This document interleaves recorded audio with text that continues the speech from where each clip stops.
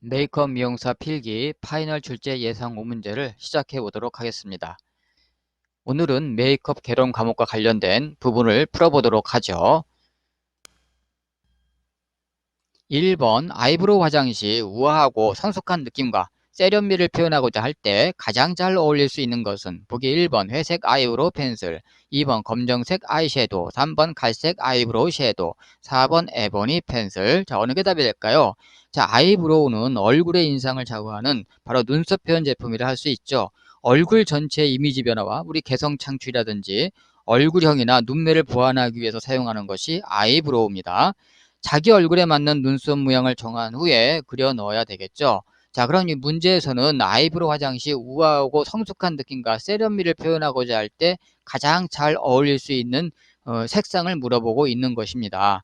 그럼 첫 번째 우리 회색 아이브로우 펜슬의 경우는 침착하고 안정된 느낌을 주고 자연스러워서 누구에게나 잘 어울리는 것이 바로 회색 아이브로우 펜슬이고요. 근데 문제 1번의 답은 아니죠. 자, 보기 2번의 검정색 아이섀도우의 경우는 개성적인 느낌을 주고 눈이 크고 고전적인 하얀 피부에 적합하다 할 수 있습니다. 힘 있는 남성적인 이미지가 여기에 해당이 되겠죠. 그럼 2번도 아니죠.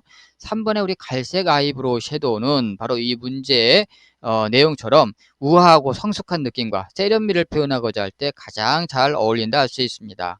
더불어서 건강하고 약간 그을린 듯한 피부에도 어울리죠. 여성적인 이미지를 가지고 있는 것이 바로 갈색 아이브로우 섀도우라고 할 수 있습니다. 그래서 1번의 답은 3번이라는 걸 알 수가 있습니다.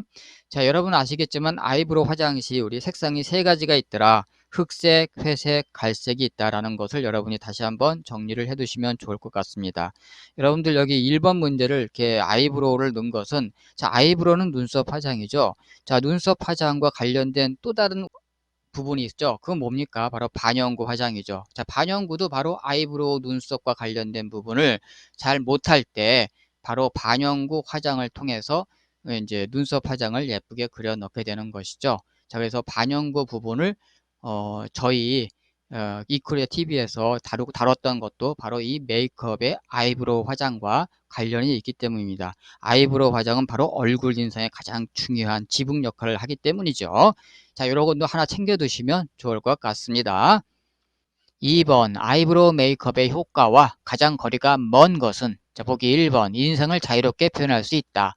2번 얼굴의 표정을 변화시킨다. 3번 얼굴형을 보완할 수 있다. 4번 얼굴의 입체감을 부여해 준다. 자, 우리 아이브로우 메이크업, 즉 눈썹 화장을 했을 경우에 얻을 수 있는 메이크업의 효과와 거리가 먼 것을 물어보고 있습니다. 자, 그러면 아이브로우 메이크업에 사용했을 때, 즉 눈썹 화장을 했을 때 메이크업의 효과는 어떤 게 있을까요? 우리 얼굴의 인상을 자유롭게 표현할 수 있게 해주고, 첫 번째 맞는 내용이죠. 그 다음에 얼굴의 표정을 변화시켜 줄 수가 있죠. 얼굴형도 보완해 줄 수가 있죠. 또 다양한 개성 창출을 할 수 있고 얼굴의 전체적인 이미지를 우리가 만들어 줄 수 있는 것이 우리 아이브로우라고 할 수가 있습니다. 또한 얼굴형 및 눈매를 수정 보완하기 위해서 사용하는 것이 아이브로우라고 할 수 있죠. 근데 보기 4번에 얼굴의 입체감을 부여해 주는 것은 아이브로우 메이크업이 아니라 파우더죠. 즉 파우더의 효과를 갖다가 말한 것이죠. 4번은. 그래서 2번의 답은 4번이 됩니다. 거리가 먼 것을 물었으니까요.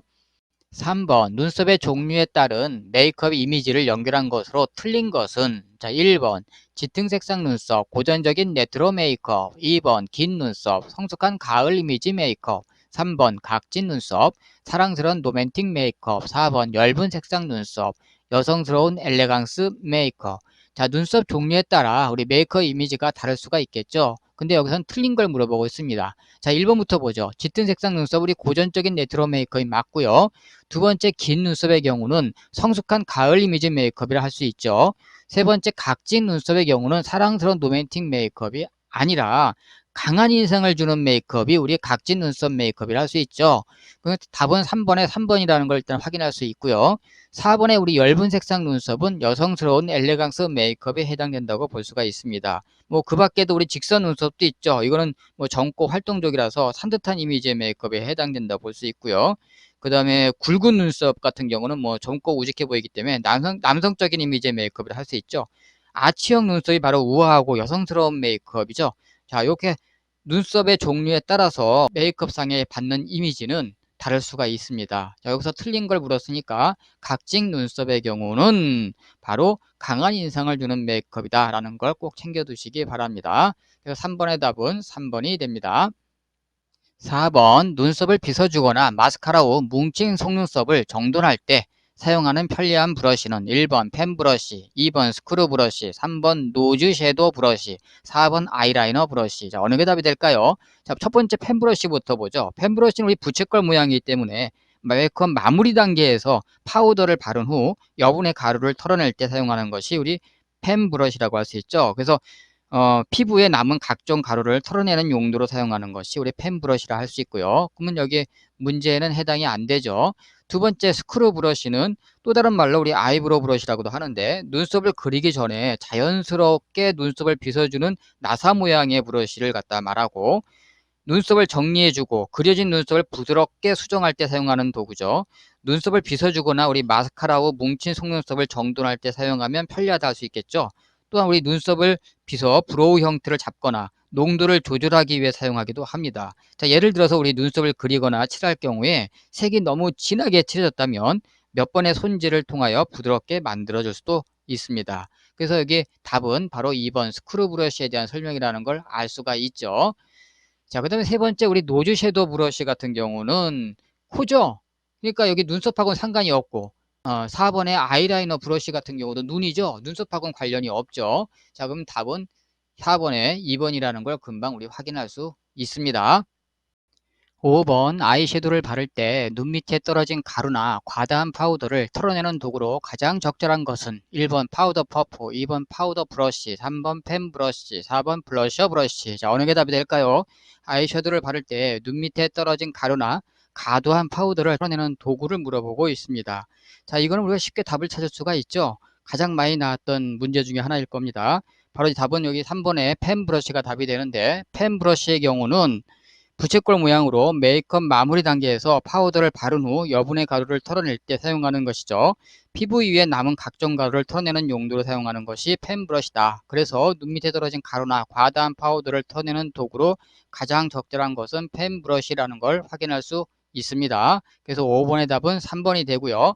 파우더 브러쉬 같은 경우는 브러쉬 끝이 아닌 양면을 사용해서 치크나 관자놀이 턱선에 파우더 브러쉬나 페이스 파우더를 자연스럽게 바를 경우에 사용하는 것이고요. 블러셔 브러쉬 같은 경우는 다른 말로 치크 브러쉬라고 하죠. 그래서 털이 풍성하고 부드러워서 윤곽 수정 및 볼 섀도우에 사용한다고 볼 수가 있습니다.